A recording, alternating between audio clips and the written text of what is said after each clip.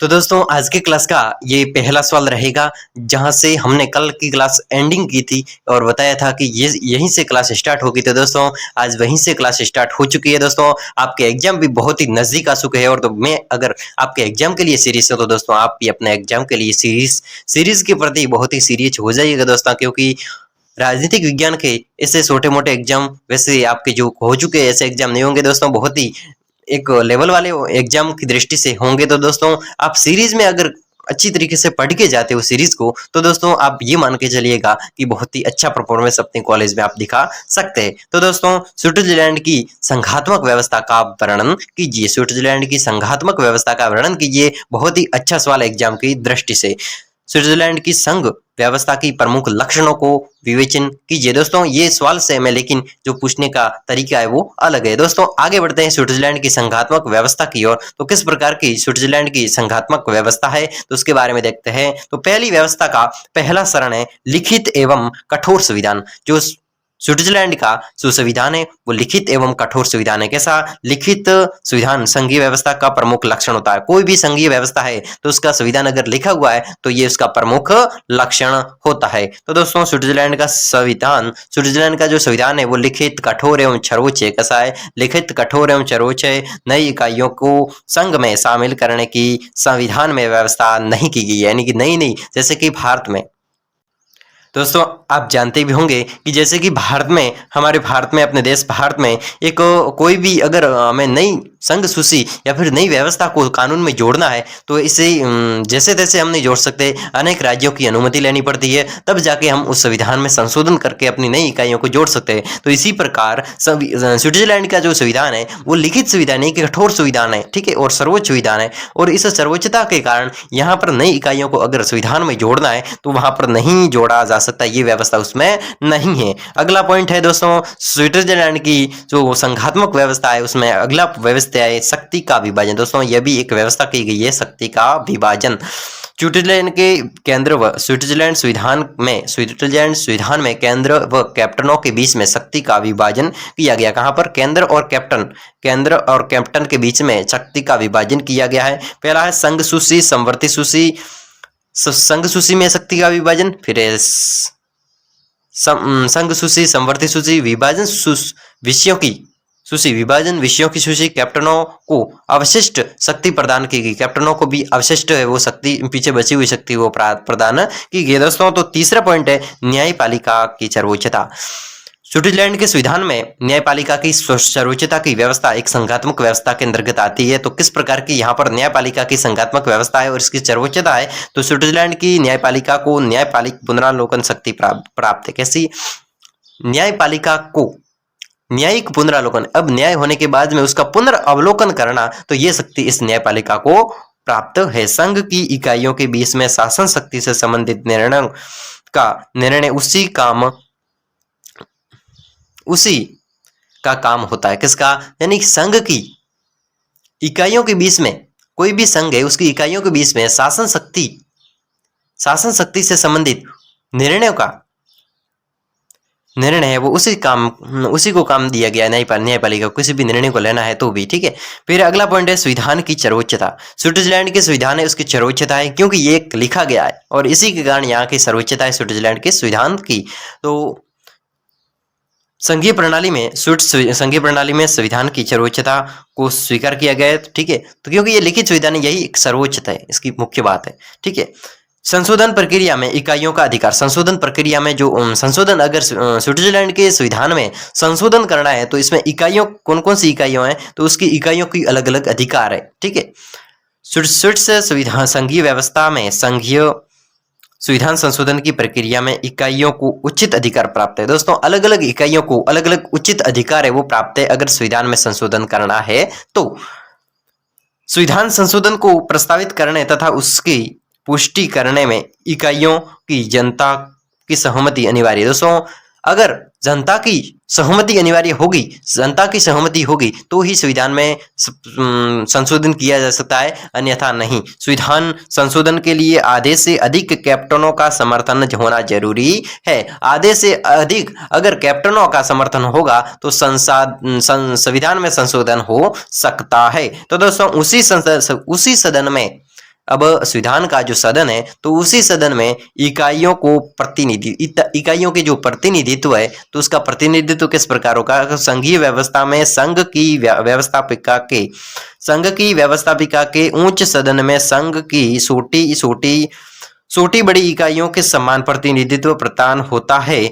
पूर्ण कैप्टन 2 तथा अर्ध कैप्टन 1 प्रतिनिधि भेजता है। इस प्रकार स्विच संघ में भी संघ की व्यवस्थापिका के उच्च सदन राज्य परिषद में सभी इकाइयों को समान प्रतिनिधित्व प्राप्त होता है। तो दोस्तों स्विट्जरलैंड की जो संघात्मक व्यवस्था का अगला पॉइंट है तो वो है संघ की इकाइयों को अपने संविधान। संघ की इकाइयों के अपने संविधान, अलग अलग संघ की अपने अपने स्तर पर अलग अलग संविधान के अपने जो संविधान है, तो संघ की इकाइयों के अपने अपने संविधान है।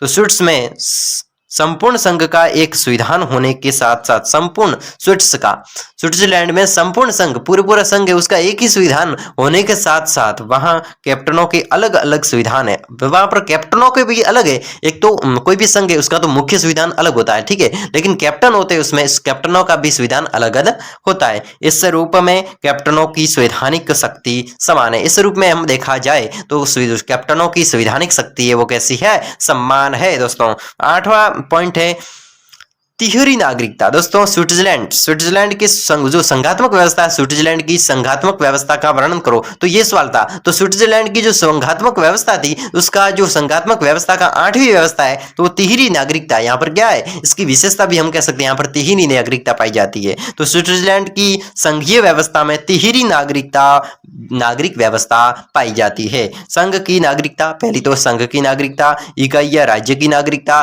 पहली संघ की नागरिकता, एक संघ होता है उसकी नागरिकता, फिर इकाई या फिर राज्य, एक यूनिट होती है उसकी इकाई या फिर यूनिट की जो राज्य की नागरिकता। फिर कम्यून की नागरिकता नवीन संविधान अनुच्छेद 37, नवीन संविधान के अनुच्छेद जो आज का अभी बनाए नवीन संविधान है न्यू, तो ठीक है, नवीन संविधान के अनुच्छेद 37 में यह प्रावधान है कि स्विट्जरलैंड के ऐसे प्रत्येक निवासी, ऐसे सदस्य जो प्रत्येक निवासी को जिसे कम्यून और कैप्टन की नागरिकता प्राप्त है, स्विट्स की नागरिकता प्राप्त होगी। दोस्तों स्विट्जरलैंड में कोई भी ऐसा नागरिक है जिसके पास में कम्यून और कैप्टन की अगर नागरिकता प्राप्त है तो स्विट्जरलैंड का भी नागरिकता प्राप्त उसको हो जाएगी, ठीक है। इस तरह वहां तिहरी नागरिकता पाई जाती है। कैसी तिहरी नागरिकता, जैसे कि अगर स्विट्जरलैंड में रहने वाले व्यक्ति के पास में संघ की नागरिकता और इकाई या फिर राज्य की नागरिकता, फिर कम्यून की नागरिकता, ये तीनों नागरिकता होती है। और वो किस प्रकार होती है कि अगर कोई भी व्यक्ति स्विट्जरलैंड में रहता है और उस स्विट्जरलैंड में रहते रहते उसको कम्यून और कैप्टन की अगर नागरिकता मिल जाती है, कम्यून और कैप्टन की नागरिकता मिल जाती है, तो इस दोनों की नागरिकता है तो इस स्विट्जरलैंड की नागरिकता भी उसको अपने आप मिल जाएगी। इस तरह वहां तिहरी नागरिकता का सिस्टम चलता है। तो दोस्तों 9वां पॉइंट है केंद्रीकरण की प्रवृत्ति। यहाँ पर स्विट्जरलैंड के संविधान की संघीय व्यवस्था में एक और व्यवस्था है केंद्रीकरण की प्रवृत्ति। कैसी केंद्रीकरण की प्रवृत्ति होती है, तो स्विट्जरलैंड संघात्मक शासन की श्रेणी में होते हुए भी, इस संघात्मक शासन में होते हुए भी केंद्रीकरण की प्रवृत्ति रखता है। इस प्रकार संघ की सरकार को जो विषय दिए गए हैं, संघ की जो सरकार है उसको जो भी विषय दिए गए हैं वे इतने महत्वपूर्ण है कि केंद्र की स्थिति ऐसी हो जाती है कि वह कैप्टनों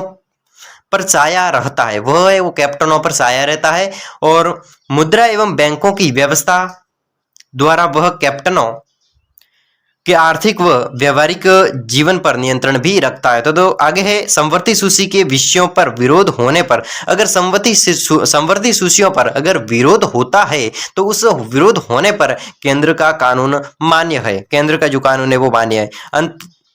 आंतरिक गड़बड़ी की दशा में वह किसी भी कैप्टन का शासन अपने हाथ में हो सकता है, अपने हाथ में ले सकता है। अगर कोई भी गड़बड़ी की दिशा हो रही है, अगर कोई गड़बड़ी की दशा है, अगर कोई गड़बड़ी की स्थिति में वह किसी कैप्टन का शासन अपने हाथ में, किसी भी कैप्टन का शासन है वो अपने हाथ में ले सकता है। और इस संबंध में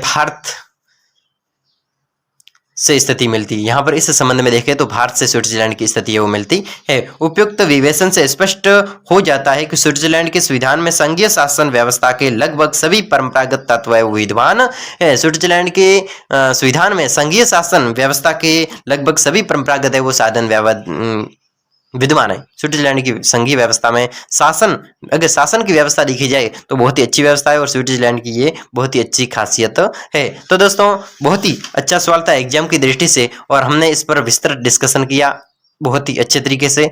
और एक और सवाल मैं आपको दिखा दूं, उस पर हम अगली क्लास में डिस्कशन करेंगे, लेकिन इसको देख लेते हैं दोस्तों कि सवाल क्या है कि स्विट्जरलैंड के संविधान की प्रमुख विशेषता कौन कौन सी, उस संविधान की विशेषता कौन कौन सी। ये बहुत ही अच्छा सवाल दोस्तों एग्जाम की दृष्टि से बहुत ही अच्छा सवाल है और इस सवाल पर मैं इसको आपको अगली क्लास में इस सवाल को अच्छी तरीके से समझाऊंगा, बहुत ही विस्तृत तरीके से समझाऊंगा। तो दोस्तों अगर आप चैनल पर पहली बार थे और वीडियो को अंत तक वॉच किया है तो चैनल को सब्सक्राइब जरूर कर लेवे और अपने दोस्तों के साथ में शेयर कर लेवे। दोस्तों आप अगर पहली बार देते हो तो दोस्तों मैं आपको कहूंगा, निवेदन करूंगा कि आप जरूर चैनल को सब्सक्राइब कर लेवे, क्योंकि मैं हर वर्ष आपके सामने इसी प्रकार सीरीज को लेकर पेश होता रहूंगा। दोस्तों आप जानिएगा इस बात को कि वास्तव में किस प्रकार की स्टडी, आपने ये प्रश्न पढ़ा होगा तो वास्तव में आपको लगा होगा कि ये बहुत ही अच्छा सवाल है और इसको हम एग्जाम में अगर आएगा तो बहुत ही अच्छे मार्क्स ले आएंगे। दोस्तों तो इस विश्वास के साथ में यहाँ से आप पढ़िएगा और अंत तक जुड़े रहेगा दोस्तों। और जितनी क्लासें हो चुकी है वो आप प्लेलिस्ट में, इस चैनल की प्लेलिस्ट में जाइए और कौन कौन सी क्लासें हुई है उस पर अध्ययन कर लीजिए दोस्तों।